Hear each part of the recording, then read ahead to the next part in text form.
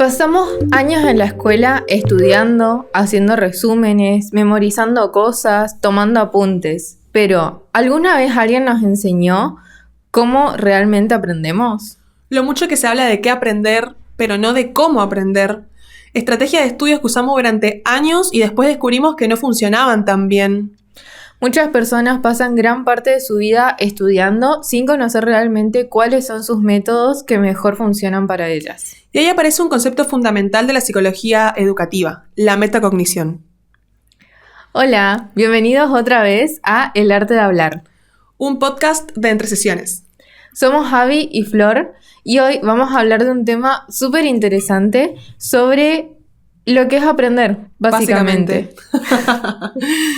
La palabra puede sonar bastante compleja cuando pensamos en la metacognición, más allá de lo cognitivo, digamos, Sí. pero es la capacidad de pensar sobre nuestros propios procesos mentales. Es decir, pensar sobre cómo pensamos. Qué complicado, un trabalenguas. El término fue desarrollado por el psicólogo John Flavel, considerado uno de los principales investigadores de lo que fue el concepto de la metacognición. Según Flavel, no solo aprendemos, sino que también podemos observar cómo aprendemos. Estamos usando metacognición cuando nos preguntamos, por ejemplo, ¿por qué esta materia me cuesta tanto? O si entiendo realmente un tema o lo memoricé. Aprendo mejor leyendo, escuchando o explicando. ¿Y por qué me distraigo tanto cuando estudio? Tal cual. Sí soy, ¿no? ¿Te sentís identificada? Sí, muy identificada. Hoy, de hecho, estaba haciendo las prácticas, estaba haciendo un taller de orientación vocacional en el Zapacilio y escuchaba a los chicos de cuarto pensando todo esto. No, a mí no entiendo por qué me va tan mal en matemática, porque no me puedo imaginar cómo despejar la X. Sí, tal cual. Este pensamiento abstracto que me cuesta tanto. Pasa que muchas veces creemos que aprender depende únicamente de la cantidad de horas que le destinamos, que le dedicamos al estudio, ¿no? Qué loco eso, ¿no? Pero, desde la psicología educativa, se muestra que la cantidad de estrategias, de la calidad de estrategias también va a importar mucho. Porque podemos pasar horas sentados estudiando, dice que entre comillas, pero al final no estudiamos nada porque nos estamos... porque no estamos aplicando una buena metodología que se adecue a nosotros. Por ende, la metacognición va a implicar lo que es planificar, monitorear, evaluar qué es eso que estoy estudiando, ¿no? Cuando estamos planificando, digamos, antes de empezar a estudiar, nos podríamos preguntar a la hora de planificarnos qué necesito aprender, cuánto tiempo tengo para hacerlo, qué estrategias voy a usar. Yo rehago esto para los finales, de hecho. Me lleva un par de días a hacerlo. Sí, pero es muy útil. Sí. Probablemente después rinda mejor tu estudio. No, sí, porque aparte me divido el tiempo de estudio, los días, los temas que voy a estudiar por día, y tampoco me divido mucho a la hora de las horas que voy a pasar estudiando, sino los temas que tengo que estudiar. Claro, sí. También está esto de monitorear, que es mientras vas aprendiendo, hacerte preguntas de ¿estoy entendiendo esto realmente? Sí. ¿Estoy prestando atención a lo que leo? Porque a todos le habrá pasado esto de leer una página completa y cuando llegas al final, cuando estás por cambiar, decís ¿qué decía? Sí. Y tenés que volver a leer. O cuando ya estudiaste todo, ¿viste? Y decís, listo, tengo que repasar, y te pones a repasar y decís, estoy estudiando. Y también está en el pensar si necesito o no cambiar de estrategia de estudio. ¿Suelen revisar? Pregunta para quien nos está escuchando. ¿Suelen revisar si una estrategia les funcionó o simplemente la están repitiendo por costumbre? Creo que la respuesta a esa pregunta va a ser muy repetidamente que solo repiten. ¿Vos? ¿Cambiaste tú? Voy a achicar un poco la pregunta. Escuchá, estate atenta. Desde que empezamos la carrera, ahora, ¿cambiaste tu método de estudio? Sí. Yo también. Sí. En los primeros exámenes agarraba y transcribía todo lo que rendíamos, que es mucho porque en los primeros años de psicología es mucho para leer. Y después, bueno, en un momento me di cuenta que no era muy eficiente hacer esto y que me saturaba muchísimo. Entonces fui cambiando, fui leyendo los materiales y haciendo resúmenes y como que en esas lecturas iba reteniendo y después tratando de explicar también, Ajá. que es algo que me sirve muchísimo el explicarlo en voz alta, no solo para saber si sé, sino también para ver si comprendí realmente o si estoy memorizando lo que leo. Yo cambié mi método de estudio. Antes estudiaba así transcribiendo todo. Ujú. Cambié a lo que eran mapas conceptuales, flechita palabra. Mapas, no sé si conceptuales precisamente porque no habían concepto, habían palabras. Ujú. Y ahora volví a lo de transcribir. ¿Pero por qué volví a lo de transcribir? Primero porque siempre me fue más eficiente, es más rápido para mí, porque estudio más rápido, me retengo más rápido, Ujú. pero porque ahora tengo más tiempo. Claro. No tengo 25 materias, 25 parciales de seguido, sino que ahora tengo mucho tiempo para estudiar, entonces no tengo que estar buscando un método que me lleve menos tiempo, digamos. Piénsenlo, que lo piense la audiencia, que lo piense, cómo cambiaron. Sí. Hay un problema que es el creer que sabemos.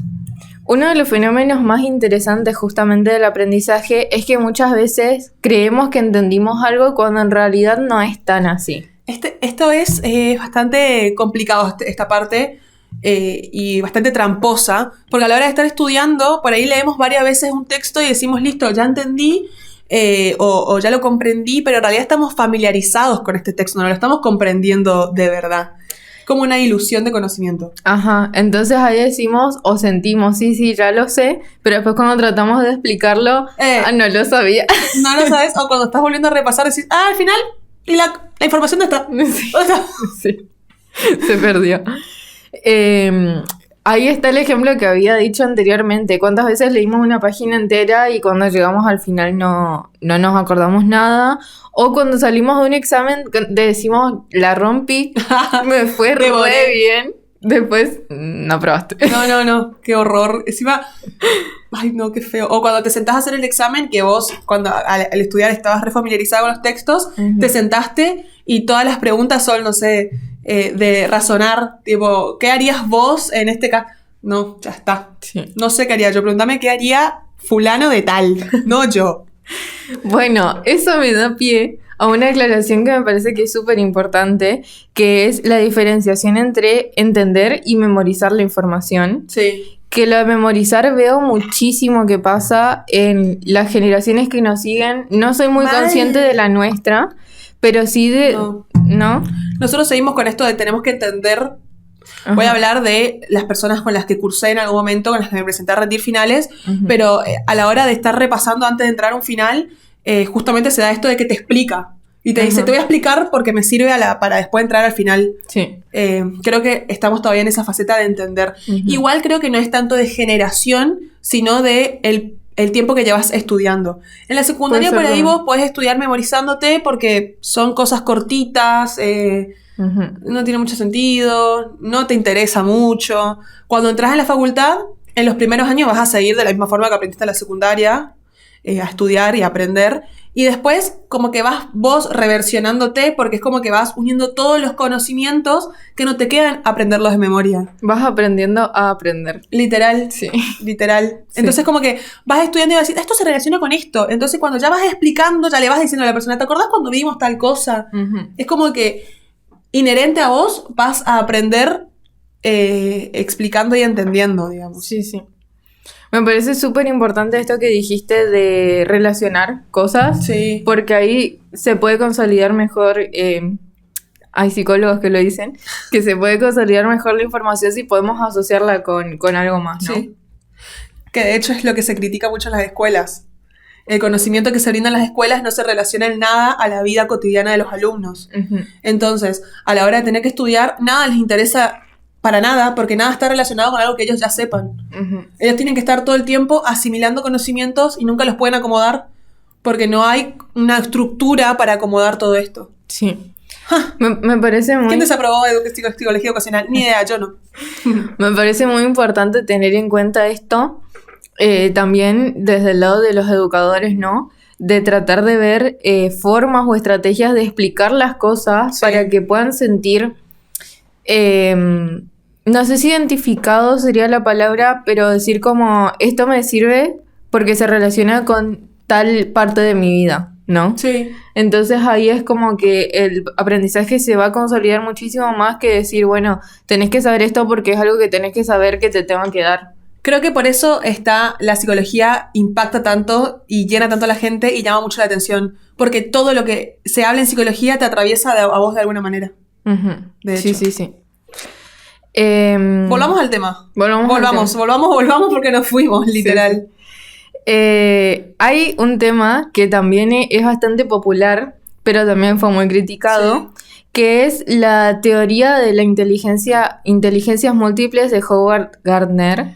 Antes se pensaba que existía una única inteligencia y la persona inteligente era buena en todas las áreas. Uh-huh. Y ahora podemos entender que, Gardner en la realidad lo propuso, de hecho, de que las personas pueden destacarse en diferentes capacidades, en diferentes inteligencias, de hecho, uh-huh. y que estas inteligencias a su vez se pueden entrenar, se pueden pulir un poco más. Entonces habla de varias inteligencias, habla de exactamente 7 inteligencias: lingüística, musical, espacial, interpersonal, intrapersonales y la lógico-matemática. Uh-huh. Sí. Y se agregó también la naturalista, pero no lo agregó Gardner. Uh-huh. Sí, se trabajó bastante sobre esta teoría, así como la criticaron, también la trabajaron porque sirvió de alguna forma, como decía Abby, para ver distinto, para romper como un pensamiento, un paradigma que se tenía anteriormente. Que es justamente el que solo son inteligentes quienes tienen buena calificación académica, por ejemplo. Pero si lo pensamos bien, cuando entendemos qué inteligencia es la que predomina en nosotros, también está el poder buscar nuevas formas de aprender usando este tipo de inteligencia, ¿no? Sí, tal cual.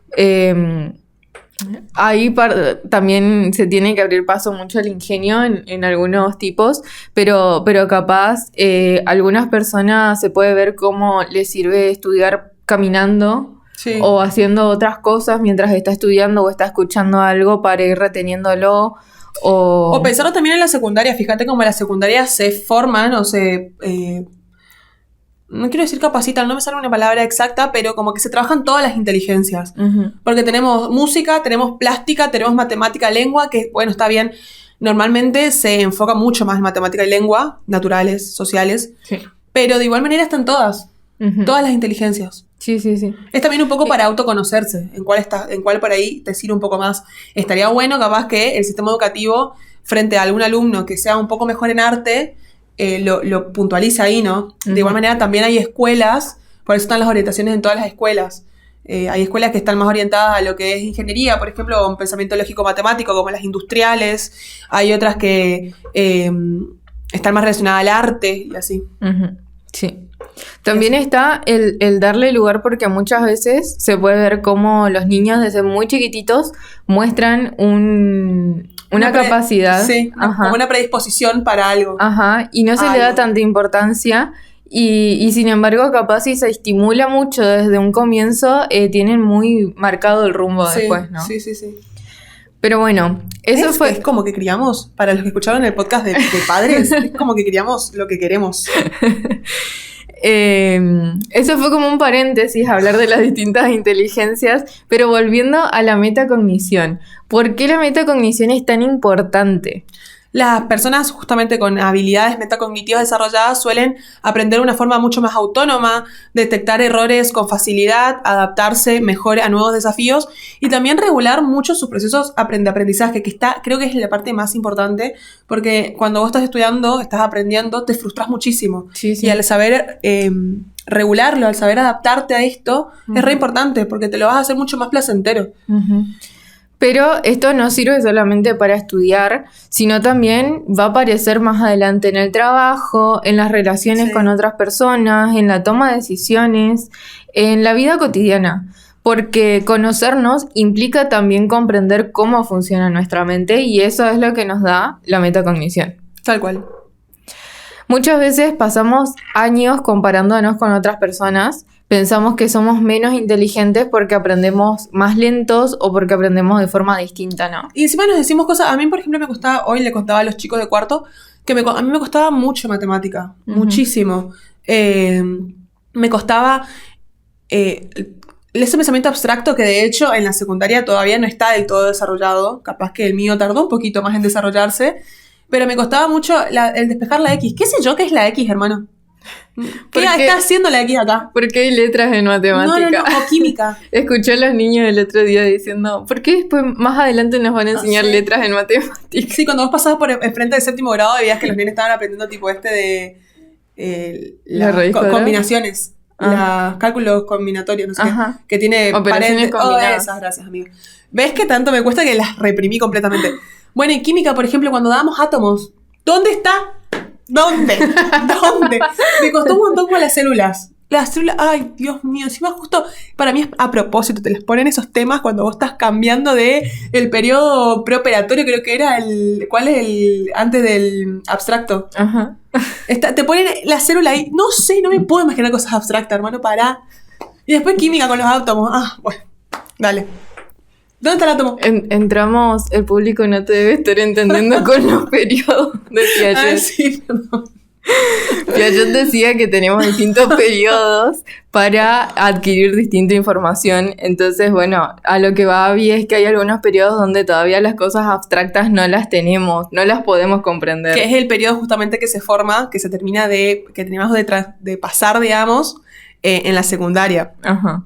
Yo, evidentemente, lo pasé. Tardó un poquito. Sí, tardé un poquito más. Un poquito. La veo a la Abby de primer año de la facultad tratando de aprobar biología con la No, célula. ahí no me costaba nada. Y por ejemplo ahora, eso me vuela la cabeza, amiga. Todo lo que sea despejar, todo lo que sea matemática no me cuesta nada. Pero nada. O sea, yo veo y te lo hago. Ajá. Y en ese momento era la cosa más complicada. Y a lo que voy con esto, en resumen, es que no es que yo no era inteligente. Es que en ese momento mis capacidades no estaban adaptadas todavía. Sí. Sí, a mí también siempre me costó mucho matemática y también me parece que capaz nunca busqué una forma de entenderla. Sí. Diferente a la que era como la que me hacía sufrir, que era tratar de entender así a la fuerza con cosas, capaz si buscaba otra alternativa, iba a padecerla menos, ¿no? Sí. O no te ibas a estar replanteando y criticándote todo el tiempo a vos de que no soy buena, no soy inteligente, soy pésima. Uh-huh. Cambiar este pensamiento de soy inteligente a cómo aprendo mejor. Uh-huh. Y bueno, justamente la metacognición nos invita justamente a eso, ¿no? A observar nuestros pensamientos, a reconocer nuestras fortalezas y a entender nuestras dificultades. Y como cierre de este capítulo, queríamos pensar que aprender no consiste solamente en acumular información, sino que también implica conocernos a nosotros mismos. Porque cuando más entendemos cómo pensamos, más herramientas tenemos para crecer, para cambiar y para seguir aprendiendo a lo largo de toda nuestra vida. Esto fue un capítulo más de El Arte de Hablar. Un podcast de Entre Sesiones. Nos encontramos en el próximo capítulo.